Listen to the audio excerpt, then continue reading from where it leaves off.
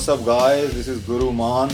आज हम लगा रहे हैं ट्राइसेप डेफिनेशन की एक्सरसाइज और हमारी पहली एक्सरसाइज है barbell skull crusher inclined bench के ऊपर। आपको मालूम है कि हमने मैथ्स में जो एक्सरसाइज की ट्राइसेप्स की वो डिक्लाइन बेंच के ऊपर की थी, जिससे हमने डिफरेंट हेड को ट्रेन किया था लॉन्ग हेड के अंदर। और यहाँ पर हम इंक्लाइन बेंच पर लगा रहे हैं, मतलब हम ट्राइसेप के डिफरेंट मसल फाइबर को ट्रेन कर रहे हैं डिफरेंट एंगल से, डिफरेंट वेरिएशन से। और हमारा रेप रेंज यहाँ पर है 16 रेप्स।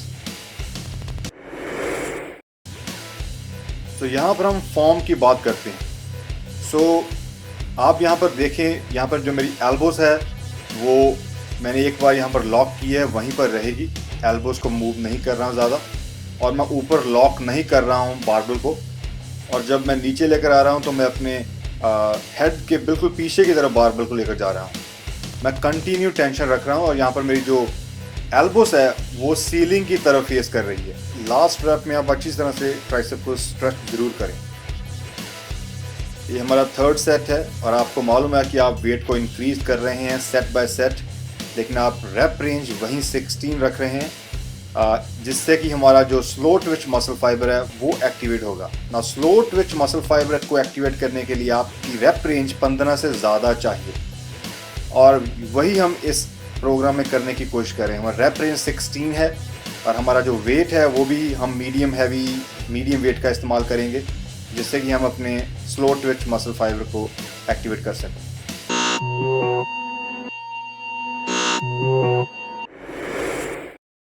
हमारी ट्राइसेप डेफिनेशन की दूसरी एक्सरसाइज है cable under hand press down. अब यहाँ पर आप देखें, ये एक्सरसाइज हमारी लैटरल हेड के लिए ट्राइसेप का, जो ट्राइसेप का बाहर का मसला आप देख रहे हैं उसको शार्प करने के लिए ये एक्सरसाइज है। और इसमें आप हैवी वेट का इस्तेमाल ना करें। आप ज़्यादा हैवी करेंगे तो आप बहुत अदर मसल को इसके साथ इन्वॉल्व करेंगे, और आपको बाकी किसी और भी मसल को इन्वॉल्व नहीं करना जब आप इस एक्सरसाइज को लगाएं।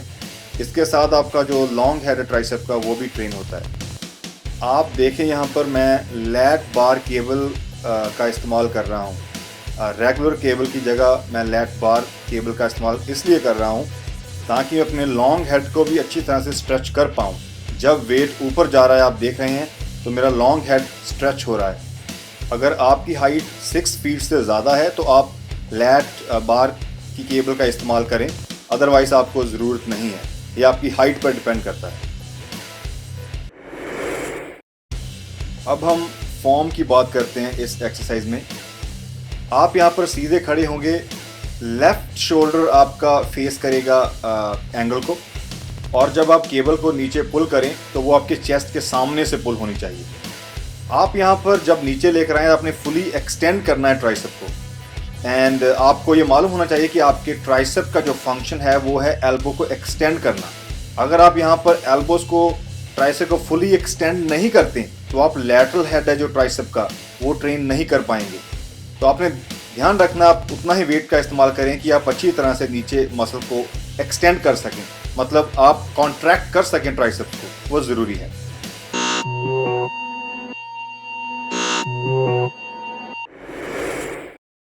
हमारी थर्ड एक्सरसाइज है केबल किक बैक। आपने ये एक्सरसाइज डंबल के साथ तो बहुत बार लगाई होगी और लगा रहे होंगे।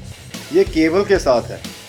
केबल के साथ लगाने का हमें सबसे बड़ा बेनिफिट ये है फॉर्म का, क्योंकि हम यहाँ पर अपने कंट्रोल कर सकते हैं, केबल के वेट को अच्छी तरह से कॉन्ट्रैक्ट कर सकते हैं।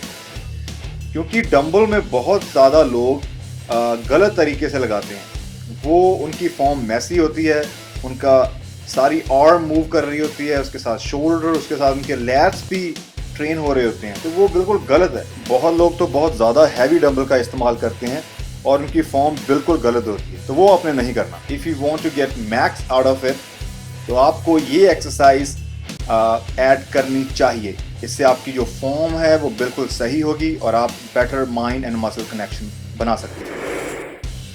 इस एक्सरसाइज में हम ट्राइसेप्स के दो हेड को ट्रेन करते हैं, lateral head and long head. अगर आप देखें, जो मेरा बाहर का मसल है ट्राइसेप्स का, तो वो है लैटरल, आउटर ट्राइसेप एरिया, तो वो एंगेज हो रहा है, वो ट्रेन हो रहा है, और जब मैं नीचे स्ट्रेच कर रहा हूँ उस समय मैं लॉन्ग हेड को भी ट्रेन कर रहा हूँ।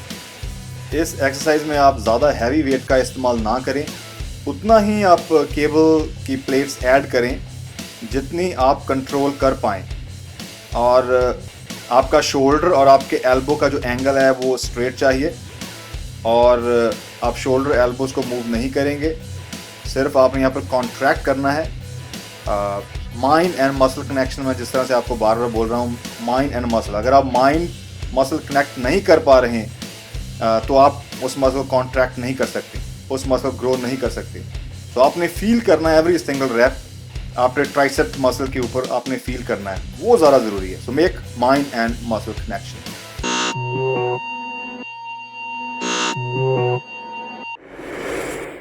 और ये डेफिनेशन की लास्ट एक्सरसाइज है वो है बेंच डिप्स। और बेंच डिप में आपके पास 2 बेंच होने चाहिए, और आपकी जो लोअर बैक है वो आपके बिल्कुल बेंच के बिल्कुल साथ होनी चाहिए जब आप डिप करें, और आपके जो हैंड्स का एंगल है वो आपके शोल्डर के पैरेलल चाहिए, ज़्यादा वाइड नहीं चाहिए। और आप यहाँ पर आप मीडियल को ट्रेन कर रहे हैं, जो मीडियल मसल है ट्राइसेप का वो ट्रेन हो रहा है। जो लोग थोड़े एडवांस है वो यहाँ पर अब वेट का इस्तेमाल करें, एक प्लेट जितनी भी आप पे डिपेंड करता है स्ट्रेंथ के ऊपर, लेकिन आपने रेप रेंज 16 ही रखनी है, और धीरे धीरे आप थोड़ा नीचे जाने की कोशिश करें जिससे आप ज़्यादा स्ट्रेच कर पाएंगे ट्राइसेप को। और जो मीडियल हेड है, जो स्मॉल मसल है, बहुत लोगों का ये वीक मसल है, वो अच्छी तरह से आप डेवलप कर पाएंगे। और यहाँ पर ध्यान रखना आपके शोल्डर के ऊपर इतना ज़्यादा टेंशन ना हो। अगर आप ज़्यादा बेंच से दूर रखते हैं अपनी बॉडी को तो आपके शोल्डर ब्लेड्स के ऊपर बहुत ज़्यादा स्ट्रेस होगा, और वो गलत होगा, उससे आपके जो शोल्डर की इंजरी के चांस है वो बहुत ज़्यादा होंगे। तो ये ध्यान रखना आपने कि अगर आपके शोल्डर की ऑलरेडी पेन है, अगर पेन होती है तो आप 2 बेंच की जगह 1 बेंच का इस्तेमाल करें। मतलब आप अपने पैरों को ग्राउंड पर ही रख सकते हैं और दूसरे आप बेंच के ऊपर डिप लगाएं। तो आप अपनी बॉडी को बिल्कुल साथ रखें बेंच के, ताकि आपके शोल्डर ब्लेड्स के ऊपर कोई स्ट्रेस ना हो। और जो लोग एडवांस है उनसे इजी लग रहा है तो वो वेट ऐड करें। 16 रेप्स आपने लगानी है, ये हमारी फिनिशिंग एक्सरसाइज है। इसके बाद आपने पोस्ट वर्कआउट न्यूट्रिशन ज़रूर लेनी है, because if you don't recover you don't grow. Take care guys.